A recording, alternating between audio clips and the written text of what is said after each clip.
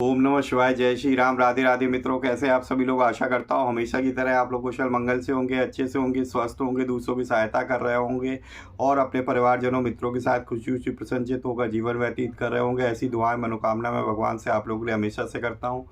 मैं अंकित आप सभी लोगों का आपके अपने चैनल में हार्दिक स्वागत करता हूँ, अभिनंदन करता हूँ। दोस्तों, आज आपके सामने फिर से प्रस्तुत हूँ परलोक एवं पुनर्जन्म की एक और घटना को लेके। और ये दोस्तों सत्य घटना है, इसकी पूरी सीरीज़ है।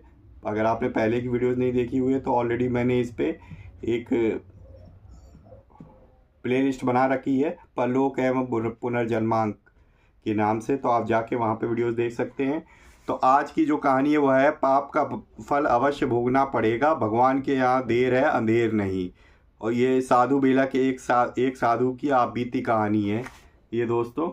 और ये पृष्ठ संख्या है जिसके पास बुक है और 83 नंबर पृष्ठ पे है ये घटना, तो आप लोग देख सकते हो। तो चलिए, हमेशा की तरह हम सर्वप्रथम गणेश जी का आह्वान करेंगे, उसके बाद हम लोग शुरू करेंगे। तो चलिए मेरे साथ गणेश जी की वंदना कीजिए। वक्रतुंड महाकाय सूर्यकोटि समप्रभा निर्विघ्नं कुरु मे देव सर्वकार्येषु सर्वदा। जय श्री गणपति बप्पा मोरया। तुमेव माता च पिता तुमेव बंधु च सखा तुमेव विद्या द्रविणम तुमेव सर्वम मम देव देवो। जय श्री गणपति बप्पा मोरया। चलिए शुरू करते हैं।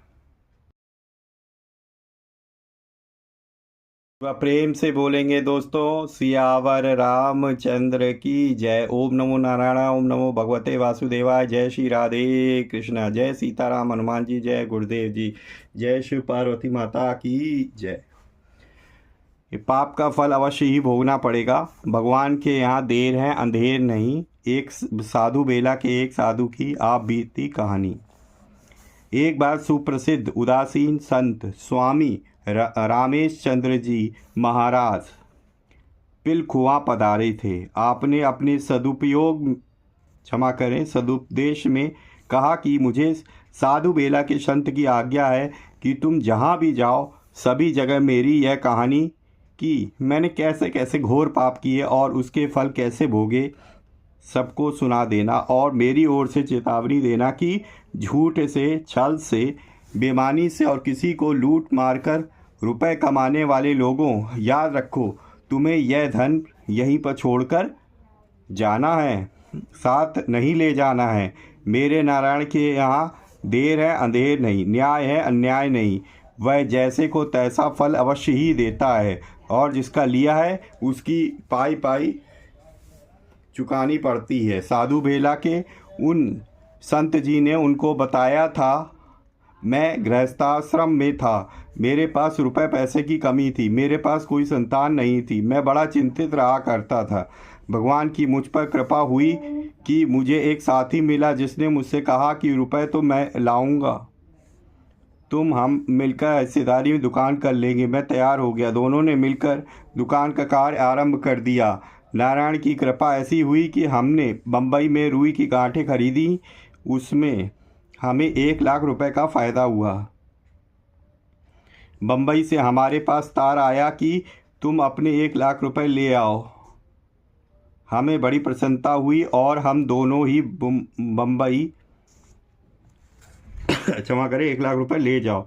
हमें बड़ी प्रसन्नता हुई और हम दोनों ही बम्बई रुपए लेने के लिए चल दिए। बम्बई पहुंचकर हम दोनों एक होटल में ठहरे और दिन भर बम्बई की सैर की। मेरे साथी ने मुझसे कहा कि अभी 2-3 दिन और ठहरेंगे, बम्बई आए हैं तो खूब सैर कर लें। रोज़ रोज़ कहाँ जाना होता है। हमने 2-3 दिन बम्बई की सैर की, खूब घूमे, सब कुछ देखा। हमने जाकर 1 लाख रुपए ले लिए और होटल में आ गए। मेरे मन में पाप उदय हुआ। मैंने सोचा कि यदि इस साथी को मार डाला जाए तो सारे रुपए मेरे हो जाएंगे। मैंने उसे मार डालने का निश्चय कर लिया और रात में होटल के कमरे से नीचे उतरा और बाज़ार में चुपचाप चला गया। मैंने वहाँ से विष मोल लिया और उसे दूध में घोल कर उसको पिला दिया। बेचारे साथी ने पी लिया। उसे मेरे मन का पाप का क्या पता था। रात में ही उसकी मृत्यु हो गई।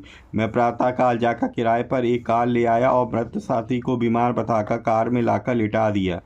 कार को मैं सीधा समुद्र किनारे ले गया। कार वाले को 100 रुपये देकर चलता किया और उसे मरे हुए साथी को उठाकर समुद्र में फेंक दिया। अब मैं आनंद से 1 लाख रुपए लेकर खुशी मनाता घर लौट आया। मेरे आने का समाचार मेरे हिस्सेदार के घर वालों को, वे दौड़कर और मेरे पास आए, बोले, सेठ जी, हमारा आदमी आपके साथ बम्बई गया था, उसे कहाँ छोड़ा है, उसका क्या हुआ? मैंने झूठ मूठ रोना आरंभ किया कि बड़े दुख भर शब्दों में शोक प्रकट करते हुए कहा कि ये भाई, उसे बम्बई में जाकर हैजा हो गया था कि उसकी मृत्यु हो गई, वह मर गया। मैंने उन्हें 8-10 हज़ार रुपये भी दे दिए, जिससे उन्होंने मेरी बात पर पूरा विश्वास भी कर लिया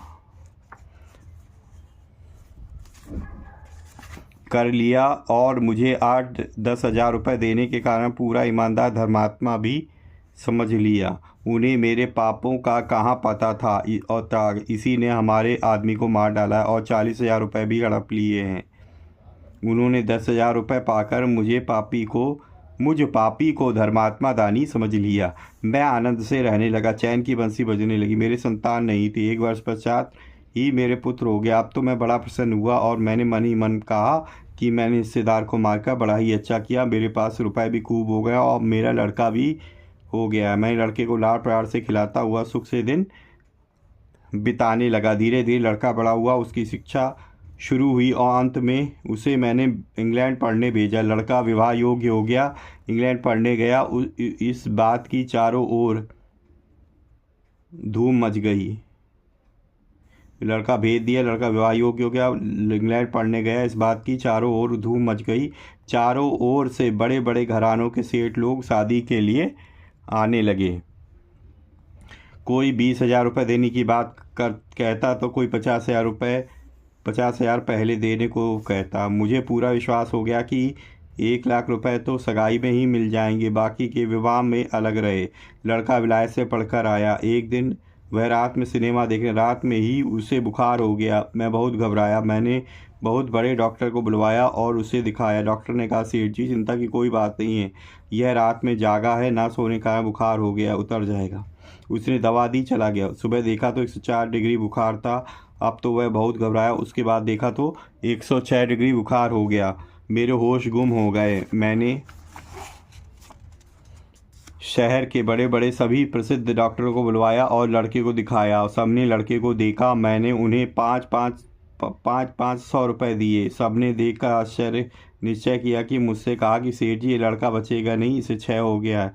मैं घबराया और रोककर डॉक्टरों से मैंने कहा कि चाहे जितना रुपये खर्च हो जाए, इसकी चिंता नहीं, पर मेरा लड़का बचा लो। डॉक्टरों ने सलाह करके बताया कि स्विट्ज़रलैंड ले जाओ, वहाँ इसका इलाज कराओ तो शायद यह बच जाए, और कोई उपाय नहीं है। मैं उसे स्विट्ज़रलैंड ले गया और वहाँ 1 वर्ष तक रहकर लड़के के इलाज में रुपए लुटाता रहा। अंत में 1 वर्ष पश्चात वहाँ के डॉक्टरों ने भी जवाब दे दिया और मुझे अपने पास बुलाकर कहा कि तुम्हारा ये लड़का कुछ ही दिन और जिएगा, बाद में मर जाएगा, बचेगा नहीं। तुम चाहो तो मरने पर यहीं फूंक देना और चाहे तो अपने देश ले आ सकते हो। मैं माथा पीटता रोता धोता लड़के को फिर अपने शहर ले गया। घर वालों ने, रिश्तेदारों ने, मिलने वालों ने मालूम हुआ तो सभी देखने आने लगे। मृत्यु को समय आ पहुंचा। मैं 2 घंटे पहले रोता धोता सिर पीटता लड़के पास आया और उसके पास मुंह करके आवाज़ देकर कहा कि बेटा, जरा आंखें तो खोल दे। उसने मेरी आवाज़ सुनकर एकदम आंखें खोल दी और हंसा। लड़के को मृत्यु के मुंह में जाते समय हंसते हुए देखकर मेरे आश्चर्य का ठिकाना रहा। मैंने रोते हुए उससे हंसने का काम पूछा कि बेटा, तुम हंसते क्यों हो? लड़के ने कहा, पिताजी, तुमने मुझे पहचाना नहीं, मैं कौन हूँ? मेरी ओर दृष्टि से देखो, मुझे पहचानो कि मैं वही तुम्हारा हिस्सेदार हूँ जिसे तुमने धोखे से मुंबई में जहर देकर मार डाला था। मैं अब तुम्हारा पुत्र बनकर आया हूँ। मैंने अपना सारा रुपया पाई चुका ले लिया। अब मेरे तुम पर 500 रुपये शेष बचे हैं, उन्हें मेरे क्रियाक्रम में लगा देना। लो जयराम जी की, अब मैं तुमसे विदा जाता हूँ। इतना कहते ही लड़के ने प्राण त्याग दिए। मैंने जब गहरी दृष्टि देखा तो मुझे प्रत्यक्ष उस हिस्सेदार की सूरत लड़के में दिखलाई पड़ी। मैंने रोते धोते उसे ले जाकर उसकी अंत्येष्टि क्रिया की और मैं फिर लौट कर घर नहीं गया, जंगल का रास्ता लिया। बुरे पापों का फल कैसे भोगना पड़ता है, इसका प्रत्यक्ष प्रमाण मैं तुम्हारे सामने है। क्या बुरे कर्म करने वाले, पाप की कमाई करने वाले लोगों की सत्य घटना को पढ़कर सुनकर भी आंखें नहीं खुलेंगी? एक बार प्रेम से बोलिए दोस्तों, सियावर रामचंद्र की जय। ओम नमो नारायण, ओम नमो भगवते वासुदेवाय। जय श्री राधे कृष्णा, जय सीताराम हनुमान जी, जय श्री राधे कृष्णा, जय शिव पार्वती माता की जय हो। तो ये थी दोस्तों आज की सत्य घटना। तो आपको क्या लगता है कि आपने विचार जरूर डालिएगा कि अगर आपने कोई धन कमाया होता है तो वो आप उसको फलीभूत होता है कि जो रिश्वत वगैरह लेते रहते हैं, सोचते रहते हैं कि हमने बहुत पैसा कमाया है, उससे अपने बच्चों के ऊपर भी खर्च करते हैं, मान लो अपने ऊपर भी नहीं खर्च करते हैं और उनको खूब पढ़ाते लिखाते हैं, तो क्या वो उनको फलीभूत हो पाता है? प्लीज़ अपनी राय कमेंट बॉक्स में ज़रूर लिखिएगा।